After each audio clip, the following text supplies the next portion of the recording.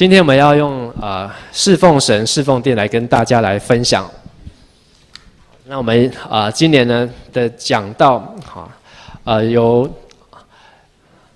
由这个郑牧师我还有许传道，好这样 share 在这个周六礼拜当中。好，那原因是因为在新的福音中心，好，刚刚要开始，好，所以我们也在祷告，说要在8月的时候会有一位青年的传道，好，继续来带领我们教会的青年事工，好，所以我们继续为这事情来祷告。而在我所准备的今年的主题呢，就是以服事。好，我们第一讲呢，在1月的时候讲到，好，上帝的国不在乎吃喝，在乎圣灵中的在乎公义、和平和圣灵中的喜乐。好，我们说公义、和平。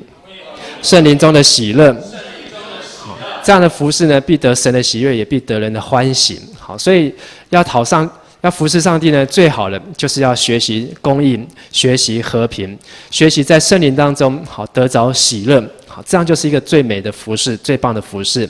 而在第2讲，我们讲到好能听的耳和受教的心，好，就是我们是不是一个能听，能够被调整，是不是一个愿意学习的人？还是说，我已经够了，我已经懂了，我已经会了，我不用再听，我不用再学习。当我们有一个愿意学习，好明白，我们的生命才会改变。好，而第3讲呢，好就是这是我们上一次好讲到受教者。好，耶稣说要先除掉自己眼中的梁木，看清楚，好能够帮助弟兄除掉他眼中的刺。好，所以我们要没有看清楚之前，要去帮人家除掉刺是很危险的，除非我们先能够看清好自己的问题。所以我们要明白，上帝要使用我们的时候，好，他是看我们的恩赐，还是看我们的态度呢？哪一个？态度。我们感谢主。好，上帝要看你的态度。好，跟另外一个隔壁说，上帝要看你我的态度。好，是不是一个受教者？好，是不是一个谦卑受教？好，那我们在2月份呢，好，上个月我们讲到让神做工。好，让神做工呢，就是说，好，我们要学习，好，要成为一个上帝所喜悦的人，才开始来服侍神。比你急着要为神做大事，但是呢，你的生命、你的品格却有很多的问题。所以我们学习在一件事情，好，开始之前，好，我们要先来亲近神。当你要开始一个新的学习，好，进入一个新的学校、新的环境，甚至是新的一天，你能够先用祷告来亲近神，而不是说，赶快完成，赶快做完，赶快做完。但是呢，根本都没有祷告，根本都没有寻求。好，你只不过一件一件的完成。好，所以呢，当我们在服事遇到困难的时候呢，好，我们要明白，上帝让我们遇到困难，是不是要调教我们，要塑造我们？好，你不要急着说，这个事情很困难，我一定要想办法完成。好，完成没有办法完成，你就灰心就气馁。但是或许上帝会运用环境，运用困难，好来调教我们的生命。好，所以要让神做工。好，先成为对的人，就能够做对的事情。好，我们说，先成为对的人，就能做对的事。好，今天我们要继续第4讲。好，第4讲讲到侍奉神跟侍奉殿。好，我们要从以西结书44章来看。好，这里讲到一群利未人，他们不能当祭司。我们读第10节，上主对我说：有些利未支族的人，随从其他以色列人离弃我，去拜偶像，我要惩罚他们。11节，他们可以在我的圣殿看门，在圣殿工作。他们可以替人民宰杀烧化祭和其他的祭牲，轮班为人民服务。利未人，好，是亚伦的子孙，亚伦的后代。好，他们被呼召、被拣选，就是要在神的殿里面来服侍。好，是很专属，他们不能做其他的工作。但是呢，里面有一群人，好，他们不能成为祭司，好，因为他们呢去随从其他的人拜偶像。但是上帝除了惩罚他们之外，上帝还是继续让他们在他的圣殿工作，看门啊，做守卫啊，在圣殿里面服侍啊，擦擦桌子啊，排排椅子啊。好，然后呢，要宰杀牛羊、献祭动物等等。好，轮班为人民服务。好，第15节、16节，好，至高上主说：当其他以色列人离弃我的时候，利未之族撒都后代的祭司继续在圣殿里诚心侍奉我。所以，好，从这边开始，从所以开始念。所以现在只有他们可以接近我，侍奉我，他们要在我面前献祭牲的脂肪和血。好，到这边停一下。刚才讲到前面有一批的利未人，他们做了什么事情？随从其他的神明去拜偶像，所以上帝说：你们拜偶像，我要惩罚你们。你们现在只能做一些简单的工作，就是当守卫，就是做这些打扫、清理圣殿的工作。但是利未支族当中，撒督后代的子孙，他们在圣殿当中诚心的侍奉，没有去离开耶和华去拜其他的神，所以他们可以有一个福气，可以亲近神、侍奉神。怎么亲近？怎么侍奉呢？在神的面前献生祭，还有献生祭的脂肪，还有血。16节我们继续来念：只有他们可以进入圣殿，在我的祭坛侍奉，主持圣殿礼拜。好，这段经文不是和本，是现代中的译本。但是撒督的子孙在这里被提到，他们可以主持礼拜，他们可以进入圣殿。刚有一群人在圣殿里面工作，这是一种处罚。但是有一群人的祝福是进入圣殿，在圣殿当中礼拜。礼拜什么？就是在那边敬拜神、亲近神。这里让我们看出有两种不一样。一种就是在圣殿里面工作，侍奉圣殿；另外一种是在圣殿里面侍奉神。我们说侍奉殿，侍奉神。什么是侍奉神呢？很多时候我们认为服侍就是我来做招待啊。好，这样我今天还把我们这个服侍表带来。好，在我们教会的服侍表呢，好，琳琅满目。好，从这个敬拜、赞美啊、司琴啊、司礼啊、感谢啊、献诗啊、手腕祷告啊、招待啊、点名啊、放投影片、音响报告、值日、插花、游戏室、煮中餐、买菜，好，然后呢主礼，好等等，好，这一切。好，你看名字这样排一排，大概有几百个名字，这么多的服事，好，哪一个是侍奉神？这是侍奉神还是侍奉殿？你觉得这是侍奉神还是侍奉殿？好，看起来大家一副很疑惑。好，你认为是侍奉殿的，请举手。好，谢谢。你觉得是侍奉神的，请举手。好，谢谢。很多人没有举手。那这到底是什么？在这张表里面呢，好，它既是侍奉殿，但是它可不可以是侍奉神？也可以是侍奉神。但是如果你没有明白什么是侍奉神，你可能就是在做侍奉殿的工作，在做教会的工作，在做圣殿的工作，但是并没有亲近神，这是一种惩罚。没有亲近神是一种惩罚。跟你旁边说，没有亲近神就是一种惩罚。所以从你今天进入教会、踏入礼拜堂到现在，你有没有一种跟神比较靠近的感觉？你有没有一种觉得，跟神比较亲近，我好像有来到神的面前？没有的话，你现在有可能在被惩罚当中。好，你可能生活当中太多的偶像，看太多的 NBA， 好，看了太多的新闻，看了太多的电视、电脑，所以呢，上帝就惩罚你坐在这边听讲道，然后你又出去，好，年复一年，日复一日。你跟神的距离还是那么遥远，但是如果你明白什么是侍奉神，你就能够亲近神。你所做的任何的一件事情，都是在服侍神。就算是做教会的事情、侍奉圣殿的事情，好，上帝不当作你是惩罚，上帝给你一个门，给你一个特权，你可以来亲近我。所以呢，在周报上面有写，好，侍奉神是什么？我们大声一起来念：不论你做什么，你的对象都是神。不是哪个人或哪件事，侍奉神就是你的对象是谁？神。为了要亲近神，好，今天不管你是做敬拜赞美，不管你是司琴，你是司礼，你是献诗，是感谢，是祷告，是招待，如果你是一直想这件事情，或是一直在想我要招待，我要面对什么人，做完之后，你都没有想到神，你都没有想到神怎么看我，我要怎么亲近神。如果都没有想到这个，你就是在侍奉殿，你就是在做人的工作。但是，当我们能够对象是在神，哪怕我只是拿一只拖把拖，我也是在侍奉神。你也可以得到上帝在服事当中所要给你的祝福。阿们。所以，我们今天要从一个经文历代志上23章，好，来再次看到底利未人原来他们是做些什么事情。好，有没有带圣经来？好，有的话呢，我们来看一下历代志上23章。好，我们没有要念，好，因为这个太长了。好，但是呢，有时间来念圣经是很蒙福的事情。从第1节到32节里面，好，在周报上面已经帮我们整理利未人的职责。好，首先呢，我们先知道23章并不是历代志上，好，利未人是在出埃及的时候就已经出现了。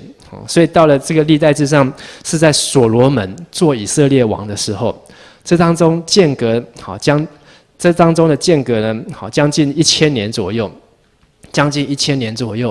好，所以利未人他们已经侍奉在旷野啊，好，在这个先知时期当中，好，他们已经服侍神好几百年，在这个侍奉当中，好，这已经是整个以色列民族史上侍奉的最高峰、最高潮，多高呢？他说呢，所有利未人除了30岁以外的人数，男生，好，就利未人哦，就是被选出来服侍神的，就有38000人。有没有看到第3节？男生扣掉30岁的，就有38000人。然后呢，有24000个人做第一件事情，办理管理耶和华圣殿的事情。多少人？我们说24000人。那个圣殿有多大？要那么多人去管一间圣殿？告诉你，那个圣殿呢，不会比迦南教会大多少？你相信吗？那个圣殿不会比迦南教会大多少？但是要24000人，为什么？因为它是24小时，昼夜不停的轮班，365天，全年无休，就是在圣殿里面服侍。好，所以每一个利未人24000人要轮流管理办理圣殿的事情。然后呢，第二个是守门的，守门有多少人？6000是做官长和士师，守门就是做大门的管理员。多少人？4000人。我们教会有多少管理员？一个。我们连会友都不到4000个，光这个管理员就有4000个人守门的。然后呢，刚才说6000是做士师，是做官长的，好，是做行政的工作，好，是办理事务的工作，有点像我们的行政干事，好，教会的干事。第三个敬拜团，弹颂乐器的多少人？4000人。我们刚才带我们敬拜有多少人？6、7个人，但是他们敬拜团4000个人。好，要唱什么歌呢？不晓得。好，我们今天的圣经不晓得，但是我们可以从诗篇里面知道这些歌词的内容。弹奏乐器颂赞神，4000个人，哇，这样加起来总共38000个人，38000个人就是利未支族男生而已。现在只讲男生。好，那女生做什么呢？好，圣经没有写，女生就是负责生小孩、带孩子，继续生下一个利未人，小利未的男生。好，然后呢，利未人的职责，第4，好，我们来念第4，分别至圣的物，向神烧香，奉神的名祝福。好，利未人呢，他们要为百姓祝福，好，他们要分别为圣，好，他们在圣殿当中的工作，好，就是要向神烧香的意思就是祷告。好，所以民间宗教有没有在拿香？好，他们也是很符合圣经的。好，因为呢，在旧约里面，好，香呢就是代表祷告。好，看到这个烟上升呢，好，就是代表祷告到达到天上的意思。但是为什么新约不用再烧香？因为我们是奉耶稣的名祷告。好，过去大家是看着那个烟，看到烟上去就会想到神。现在不用。好，我们到了新约，我们是奉耶稣的名祷告。你也不用再准备香，好，也不用再去买，也不用再去点，也不用再去烧，更加环保，就奉耶稣的名。好，没有任何的垃圾，没有制造任何的空气污染。好，所以现在很多县市好都在减少这个香的使用。好，但是呢，早在新约的时候，上帝就已经看到这一点。好，上帝就告诉人要奉耶稣的名祷告，向他求。好，你根本就不用，因为你想到耶稣就会想到神，你就不用再看到那个香所点起来的烟。但是呢，在利未人所罗门王那个时代是以色列最强盛的时候，他们呢就要为百姓来祝福。这些百姓呢，是好几百万人，甚至可能到达1000万，我们不晓得。但是呢，他们要为所有的百姓来祝福。第5，利未人的职责服侍亚伦的子孙，就是利未支派的子孙，所以他们要服侍亚伦，特别是亚伦家的，因为他是大祭司，所以在利未人当中，亚伦又特别被设立为祭司。好，所以亚伦子孙就是祭司，好，就有一点说，他们通常在教会是全职的，但是呢，可能有一批好是核心的，好，这一批就有点像是牧师啊，像是长老啊，好，亚伦的子孙。第6，洁净圣物，就是呢，当这些动物呢要送到圣殿里面来献的时候，要怎么做？不是洗一洗而已，要先杀，好，先拔毛，好，要先。像鸽子的话就要拔毛，好，然后呢要杀，要切，好，要宰，好，然后要处理干净。所以这个工作简单还是不简单？很像在菜市场一样，好，但是利未人里面好也有做这样的事情。第7，好，就是管理陈设饼、素祭的细面、献素祭的器皿、升斗尺度，这些是准备要让祭司带进去到圣殿里面。这些利未人，他们要把它做好。好，祭司他没有时间再出来擀面，好做那个陈设饼，没有发酵的饼，所以一定有一批人，他们专门在做好圣殿的工作。第8，好，早晚赞美神，于节期献上燔祭。今天我们跟利未人做的有没有一样？看起来很不一样，好，但是呢，今天我们可能是透过服事。好，我们有请专职，像我们教会，好有能力，我们可以请干事，我们可以请同工，好，但是呢，有的教会可能没有办法，所以由弟兄姐妹自告奋勇、自愿来教会服事，好，敬拜团，好，这些你都了解，好，然后呢，为百姓祷告，好，可能就是牧师，好，传道，然后呢，服事，好，圣殿，好，亚伦的子孙，好，然后供应他们生活的需要，11奉献，好，洁净圣物，人家要，我们今天会不会有人带牛带羊来教会献？不需要，但是大家是带什么？带钱。刚才我们也有奉献，带钱啊，带信用卡来刷卡啊。好，但是我们现在我们的利未人呢，就是点钞票，好，然后呢就是算铜板，好，然后就是记载好这些的数字。但是呢，你看到还是一样，好，在做这些事情，然后到了圣餐要预备饼、预备酒，好，要献给神的东西，好，都要来预备。但是第8就比较少了，早晚赞美神，于节期献上燔祭。什么是早晚赞美神？你有没有排到一个服事？派你早上来教会祷告，有没有排到一个服事是派你晚上到教会来祷告？但是利未人为什么要24000个人？好，管理圣殿，好，他们要这样24小时不断的，因为他们要早晚的赞美神，一直在神的殿当中，好，那个祷告是不能停的。不过今天我们没有这样做，好，是因为我们的身体就是圣灵的殿，好，所以上帝已经把那个殿，眼睛看得到的殿，变成是在我们内化在我们的生命当中，在我们的生命当中。所以如果每一间教会都早晚24小时祷告，你看到多少人？好，大家都不用上班，好，大家都不用念书，大家都来教会做工就好。好，但是呢，在新约当中，好，已经把这个殿的意义化成在我们的身上。所以跟你旁边说，你的身体就是圣灵的殿。好，然后说你的生命要早晚赞美神。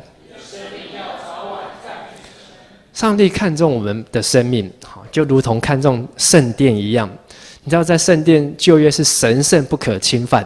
你今天有机会去到耶路撒冷，你去看那个圣殿，还是一样非常的尊贵，非常的荣耀。但是上帝看重那个东西，就跟看重你的身体是怎样？是一样的，是一样。上帝看重他的殿，但是也看重他百姓，好，看重你的身体。所以我们今天侍奉殿、侍奉神，好，我们要来思考、来学习。怎么样在今天的教会，我们来侍奉殿？怎么样在今天的教会，我们来侍奉神？首先，好，我们要看今天教会圣殿的侍奉。好，刚刚我有讲，在教会当中，教会会派很多的工作给你做，可能你会有想到，然后就请你来做。但是今天我看到，在我们教会大部分是教会需要的什么工作，好就排人排，然后呢排到你就来做，然后怎么产生的呢？我们可能会先开会，好，我们可能会先协调，我们需要招待，好，然后我们就开始出去找招待，我们需要有敬拜，我们就出去找敬拜，我们需要有什么好影印的，我们需要有做工的，我们就出去找。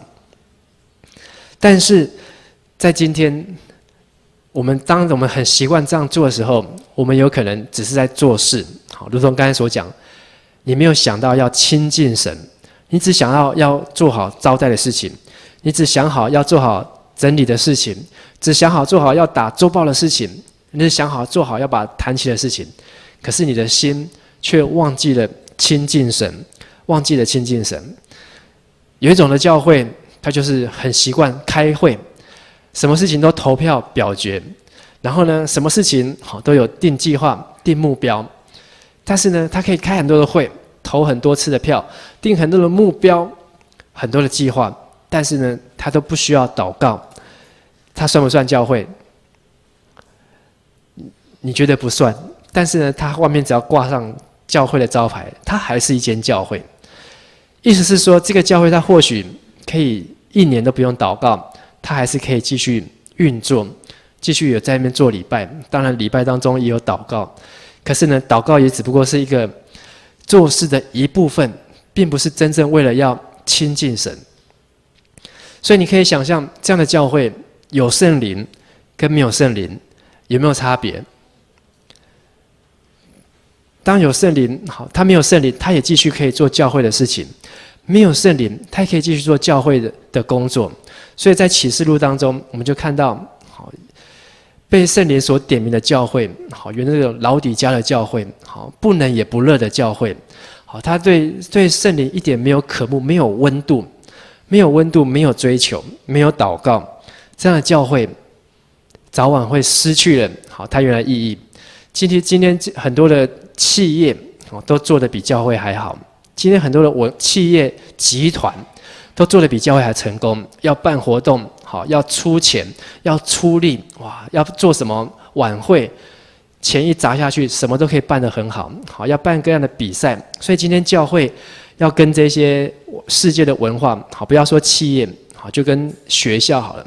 看今天以前牧师在读高中的时候，好，根本没有什么社团，好，也没有什么学校的活动。但是今天不要说高中，你上国中，好，就开始有社团；你上国中就开始很多课后性的活动，开始有很多的比赛，好，开始有很多的这些好琳琅满目的选择。不一定要到教会，好，你在外面的世界就可以办得很好。所以，如果教会只是限于一种节目，限于一种工作，这个教会到最后就跟世界一样，而且呢，会比世界更强，还是比世界更弱？一定会输给外面的世界，好，因为这不是我们教会专门在做的。可是我们再回来看初代的教会，使徒行传初代教会，他们所做的事情就是传道、祷告。传道跟祷告，这样的事情，所以他们选执事。为什么要选出执事？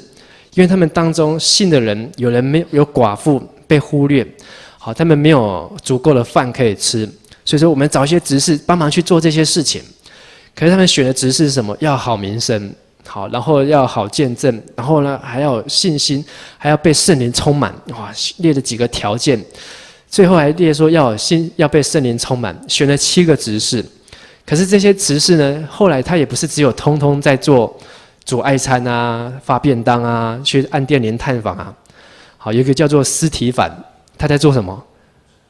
他在讲道。好，那个选出来本来是要煮饭的人，他在路上讲道，在半路上讲道，讲到后来，人家听了好很生气，就用石头把他打死。好，但是他打死的时候，他还看见异象，我看见天开了，看见人子坐在圣父的右边。他是一个祷告的人，司提反是一个祷告的人，他不管是煮饭也好，发便当也好，他都祷告，所以圣灵与他同在，他可以在半路就带人家决志，他可能可以发个便当，好，这一户的人就信耶稣，他可能可以去探访，就为病人祷告，病人病就好了。所以到后来，他不得不继续传福音，他根本就没有空去做煮饭的事情，可能又叫其他人去做。可是今天今天的教会很危险的是，我们做很多的爱餐，做很多的便当，好，然后我们做很多的礼拜的服事，可是呢，我们却忽略祷告，我们却不爱祷告，我们跟神没有那么样的亲近，以至于我们永远都在那边煮便当，以至于我们一辈子就在那边放投影片。好，从你现在是学生，放到你当爸爸妈妈，放到你孩子都生了，都做阿公，你可能还在那边放投影片，然后呢，你都没有办法出去替一个人祷告。这就是侍奉殿，侍奉殿，侍奉殿。然后就像是那一批一开始我们所看到以西结书被惩罚的利未人，他们就是重复循环在做教会的工作，可是却没有亲近神。听得懂我在讲什么吗？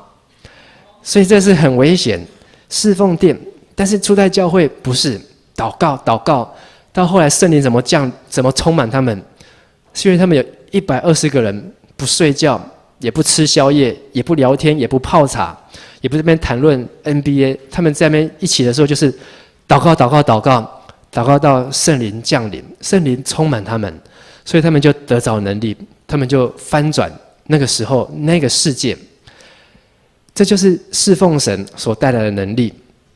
我们再看今天第3圣所的侍奉，这里有一张照片，好，这就是模型，在圣殿里面，好，从外院到内院，内院呢就是院子，好，有这个布幕围着，好，内院再进去之后呢就是圣所，圣所呢再进去里面，好，这个是圣所的里面，啊，圣所这个现在你看到是圣所。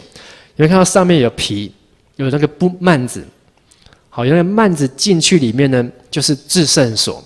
至圣所就是上帝同在的地方，就是到上帝的面前。这一群蒙福，好，这一群撒都的子孙，他们没有拜偶像，他们没有跟随世界，他们没有一天到晚忙着上网，没有忙着一天打电脑、看新闻，好，看篮球。他们呢，只是专心的敬拜神，上帝祝福他们可以进去到圣所，上帝祝福他们可以进去到至圣所去亲近他们，这是上帝所给他们的祝福。但是你可以想想，你在这个小框框里面，你可以干什么？如果换你进去1个小时好了，你会做什么？祷告。如果你跟上帝不亲近，你在里面1个小时，你会觉得你好像被带到看守所，你会觉得你好像被抓到监牢里面，不乖被处罚。但是在圣殿里面，这是一个亲近神的地方，是一个可以跟上帝在一起的地方。所以在这里面，你的一投足一举手，都是非常的靠近神。所以在圣经里面，我们看到能够进去到圣所，好的是祭司。祭司跟这些在外面服侍的利未人穿的衣服是不一样。祭司要穿什么衣服呢？好，要穿细麻衣服。我们说细麻衣。好，有一个艺人叫做麻衣，是不是？好，但是呢，跟他没有关系。好，意思是说那个衣服好是用亚麻做的。你穿那个棉的衣服，好会吸汗。亚麻的衣服呢，好，它没有办法吸汗。你穿这个细麻衣，它反而上面有那个毛刺的。所以如果你在这个圣所里面，你有动作大一点，好，跑快一点，好，动作大一点，你可能就会觉得燥，就会热，好，甚至你就会流汗。所以在圣殿里面，好，你是不能靠自己的力气，你不能非常的想要靠自己要做什么，完全是要靠神，而且要一步一步，好，按部就班，非常平心静气的做，这是在圣所里面的侍奉。而且在圣所里面呢，好，有这个左边有金灯台，好，右边有陈设饼的桌子，好，前面是香炉，里面的灯光，好，没有灯光，就是那个金灯台上面的7盏灯，就只有那个灯。你再进去里面呢，好，更暗也没有灯，但是呢，里面呢有耶和华的荣耀。那个幔子呢是可以隔绝光的。好，他们怎么做的呢？是用海狗皮做的。请问在以色列在旷野有没有海狗？那当上帝告诉摩西说，你要用海狗皮来做布幕会幕的幔子，他们要去哪里找？他们就要派人从那个以色列好的旷野走到地中海，会找到海狗吗？地中海有海狗吗？我不知道，我没有去过。希腊那边有海狗吗？如果没有的话，他们可能要往北极；如果有的话，他们在地中海。好，甚至他们可能搞不好跑到南极去，好抓企鹅。但是呢，上帝告诉他们说，你要用海狗皮，好，那个皮是完全的隔绝光，里面完全是暗的。好，但是你可以在里面动作，你可以在里面服侍亲近神，是因为有神的光在里面照。好，不是我们现在看到这样子哦，你可以用想象。启示录里面就告诉我们，说我们将来在天上好的圣殿，好，我们将来去到天上的耶路撒冷圣城。这个圣城呢，里面没有任何的光，好，唯一的光就是耶稣基督，好，他的宝座。唯一的光就是耶稣基督，好，照亮全部的一切，所以是完全不用耗电，好，不用核电厂，好，不用发电机，是靠着神，好，在照亮，就是我们的服事完全都是看着神。讲到这边，好，可能你觉得到底侍奉殿、侍奉神，好，有什么样的差别，有什么样的不一样？但是呢，就是要你去思想，去明白。你要怎么样侍奉殿，也能够侍奉神？好，所以最后牧师的结论：侍奉殿跟侍奉神有没有冲突？本来就没有冲突。上帝要利未人，他们服侍他，他派他的工作在圣殿当中，这是一个祝福。可是呢，有一群利未人，他们不明白，受了上帝的咒诅，他们永远在教会里面，永远在圣殿里面服侍，可是却没有办法亲近神。这是一个悲哀，这也是一个咒诅。在中世纪，有一个很有名的这个天主教的神学家，叫做劳伦斯。我们说劳伦斯，他讲了很多的话，名言，甚至有他的学生帮他出书写下来。但是这个劳伦斯呢，他也不是做祭司，他也不是做神父、做修士，他也不是做牧师。他也不是神学家，他也不是解经，他只有在修道院里面做一件事情，就是煮饭。他在修道院里面煮饭，煮了15年。好，你有没有在教会煮过饭？煮爱餐？好，如果你在教会煮过饭，煮我们的爱餐，好，一餐大概煮给200个人吃。好，但是你只要1个礼拜煮一餐就好。劳伦斯呢，是每一天都要煮给修道院里面所有的修士吃，好，搞不好隔壁还有修女。然后呢，早餐、午餐、晚餐没有宵夜，隔天早餐、午餐、晚餐，好，一天3餐，好，1个礼拜21餐，连续做15年。好，你可以去乘看，他到底要多忙，做多少的事情。可是这个劳伦斯到最后，他却变成一位有名的神学，有一位有名的这个属灵的领袖，好，也不能说他是神学家，属灵的领袖，信仰的伟人，因为他留下很多的话。他曾经说，好，就算他在庭院里面捡起一根稻草，他也是在侍奉神。他只是在庭院里面还没有扫地哦，没有拿扫把哦，他只不过弯腰下去捡起一根稻草，也是在侍奉神。你相信吗？等一下你下楼，你看到地上有纸屑，你就弯腰下去，纸屑捡起来，你会不会觉得你是在侍奉神？如果你觉得你是的话，你就有劳伦斯的慧根了。好，你就有劳伦斯的慧根。对劳伦斯而言，侍奉神不是做什么事情，而是你的心，你的心，好，你的心有没有要亲近神？你的心有没有要靠近神？否则你很有可能一辈子都在教会，可是你的心跟神却是很远。很有可能你一辈子都在服侍，但是你一辈子在做的都是侍奉殿的工作，但是你没有坐在神的身上。耶稣在新约里面就说，好，若是坐在微小的弟兄身上，就是坐在我的身上。所以当你坐在别人的身上的时候，你有没有想着耶稣？当你要服侍、拿起扫把的时候，你心里没有想着主要亲近神？当你这样操练、练习，不论是祷告，不论是敬拜，不论是听讲道，不论你是站着，你是坐着，是拍手，你心里面只要想：我要亲近神，我要亲近神，我要服侍神。这样就是在侍奉神，就像那个玛利亚，好，玛利亚她打破香膏，抹在耶稣的脚上，用头发哭湿了，好，她的头发去抹耶稣的脚。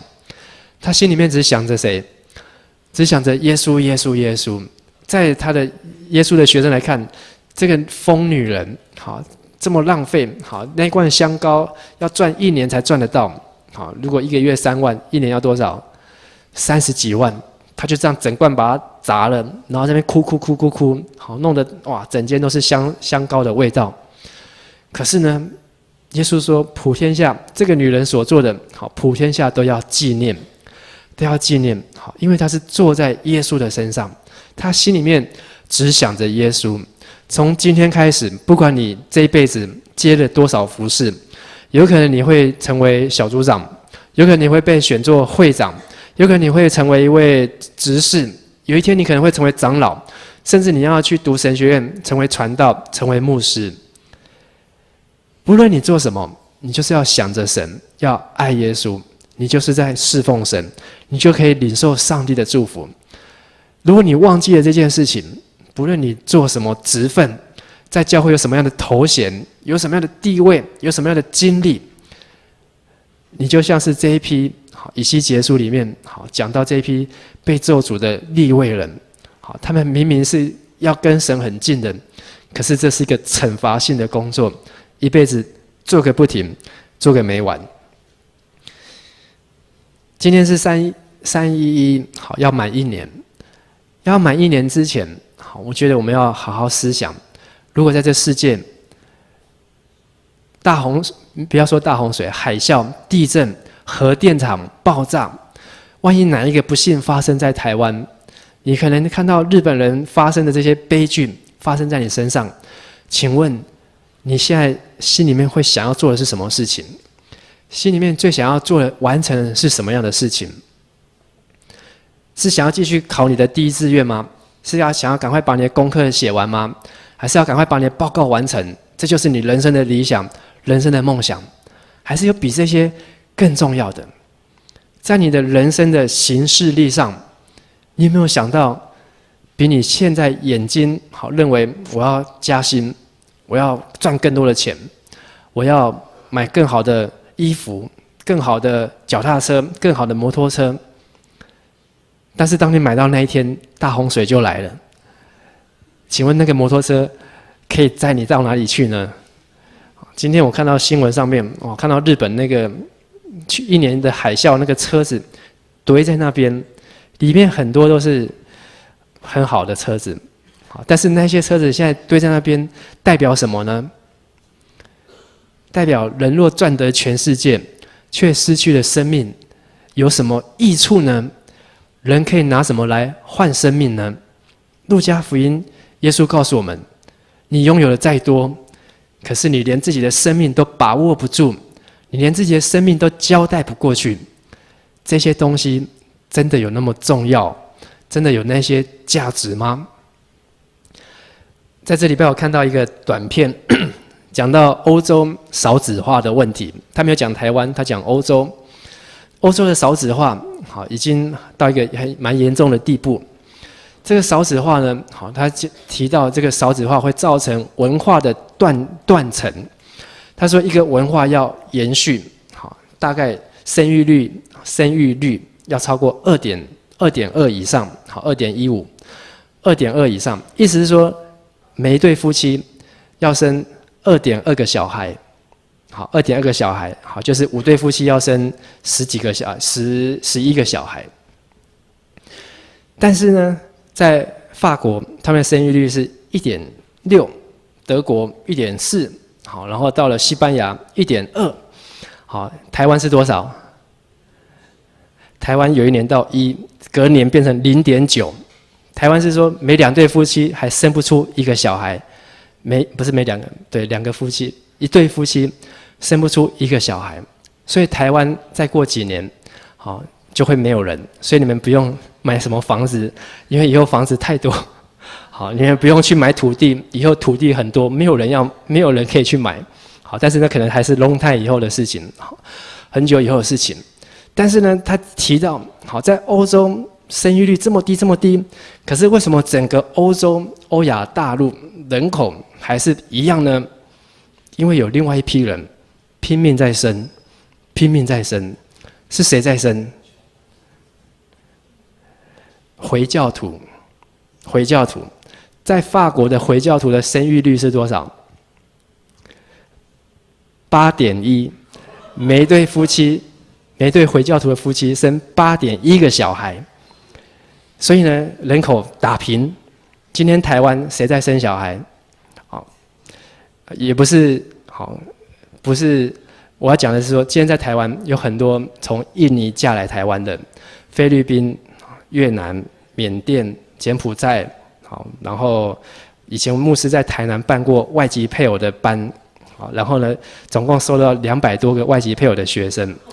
7个国家，好，7个国家，好，然后呢，我们觉得那个只是一个小小的柳营乡，好，就可以找出7个国家。我们还办了一个全台南县，好，来了900多个外籍配偶，好的搓汤圆的活动，所以我对这个外籍配偶还蛮有感觉的，好，蛮有感觉。但是呢，这个还好，好，但是在欧洲真正严重的是回教徒，好，穆斯林。他们是用什么来传承他们的信仰？他们是用早晚的崇拜，好，用他们的可兰经读经。他们跟犹太人一样，是非常的律法主义，好，从小塑造养成，所以他们很容易就成为一个回教徒。而且你改教就是死，好，你改信就是死。好，今天你从拜拜的，好，信妈祖的来信耶稣，你妈会不会拿着菜刀要你的命？不会啊，但是回教徒是真的是要命。所以整个欧洲好正在翻转，美国也正在翻转，好，台湾好，亚洲好，可能是接下来很快的。如果我们在没有把握我们的生命，在没有把握我们在世上短暂的时间，你没有去多带一些人信耶稣，就算你没有办法传福音，你自己生可不可以？可不可以？可以啊，那么小声干嘛？自己生可不可以？如果你不会传福音，你就自己生嘛。好像牧师不是很会传福音，所以就自己生。但是生的就要教、要养、要顾。好，你不要生的教牧师去教，好，交给主日学校长去教。好，那不是他们的责任，好，是父母的责任。我们要让今天的回教徒已经超越天主教。以前天主教是全世界最大，现在回教徒已经快速的超越天主教。基督教好不是靠生，基督教是靠传福音。但是今天回教徒也很厉害，他们也会传福音，好，因为他们知道说，原来可以传福音这件事情，好，所以他们除了教自己的孩子之外，他们也开始会办活动，他们开始会研究，他们会做电视台，好，他们会做媒体，会做广播，他们会出杂志，他们会出刊物，会进入学校，会去做生命教育，告诉你世界上有位神叫做阿拉真主。好，这个阿拉真主他就是造我们的神。虽然回教的神跟基督教的神跟犹太教的神跟天主教的神是指同一位神，但是没有耶稣。回教徒没有耶稣，你就没有道路，就没有真理，就没有生命。所以这是我们要迫切祷告的事情。期待当你今天坐在这边，如果你有心要侍奉，除了教会的侍奉，你更应该要想上帝的侍奉，怎么样亲近神。如果你有心要侍奉神，你应该想想，在你有限的生命，你应该为神做些什么事情。像林书豪那样，好，也很不错。好，像还可以像谁？好，可以像马偕。好，这个礼拜昨天3月9号是马偕来台湾140年，140年这么久的时间，马偕他只花了30年，可是呢，他的影响力140年之后，比他在活着的时候更大。好，今天你去淡水、去三芝，会看到马偕医学院，你去中山北路，你会看到马街医院，好，甚至你在淡水老街，你会看到越来越多马街的雕像。这个人早就已经死了，可是他的影响力一直在扩张、扩张、扩张，因为他只是为了侍奉神，为了荣耀神而活。他真的是有一个侍奉神的心，所以他在他的日记，我们图书馆有买一套刚刚翻成中文版的马街日记，好，一本这么厚，有3大本，好，你就可以看到他写，他怎么样在台湾这样受苦，27岁哦，27岁在台湾受苦，可是他说他不要埋怨，他绝对不要埋怨，在日记里面，有人拿石头丢他，他不会向他发怒。有人用猪的大便，他跟他学生这样走过去，用猪的大便泼他，他不要发怒，他不要生气。当他走到丛林遇到原住民，好，准备要砍头的时候，他还不会害怕。好，当有那个暴徒要来聚集包围他，说我们要做给我们要大拜拜，你们要不就离开，不然就3天给我在房子里面不准出来。马街告诉他们说，我们不会答应你们，我们要来这边传扬耶稣，好，我们要在这边住好几天，就这样好几次，他是这样子的服侍神。当然他在讲的时候，好，他可能也知道会有危险，冒着生命危险，但是他就是亲近神，服侍神。他一辈子建立了60间的教会，替14000个人受洗，拔了21000颗的牙齿，到今天，他的影响力还在，这就是一个侍奉神的果效。我们一起来祷告。当我们要祷告的时候，牧师要邀请你带着爱神的心来祷告，亲近耶稣的心来祷告。当你要服侍神的时候，你好好想一想，你的心有没有把神看得比一切都还重要？当你要为神做事，为神付出，为神摆上。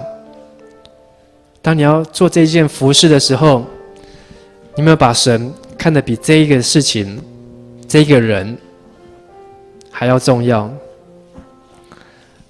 上帝的所喜悦的服事，是因为上帝先喜悦这个人，才喜悦他所做的。如同该隐和亚伯这对兄弟同时献祭，上帝不选该隐的祭物，选亚伯的祭物，是因为上帝看中了亚伯，就看中他所献上、所摆上。你是一个对的人吗？你的心有放在正确的位置与神的关系吗？还是你从小到大参加主日学、参加教会，但是这是一个惩罚，这是一个咒诅。你来做礼拜，坐在这个地方，是一个上帝对你的刑罚。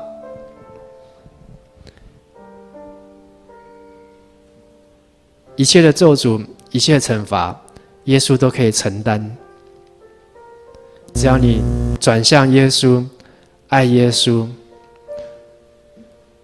圣经告诉我们，上帝要使我们的咒诅，上帝要使我们的刑罚，要担当我们的刑罚，叫我们得着平安。上帝要借着耶稣，使我们的咒诅成为祝福。耶稣基督就是你的道路、真理和生命。有了耶稣，就有了生命；没有耶稣，就没有生命。你的心是否有一个位置是要留给耶稣，爱耶稣？你的心里是不是渴慕为着耶稣而来做每一件事情？哪怕是弯下腰捡一根稻草，你也是这样子的爱耶稣。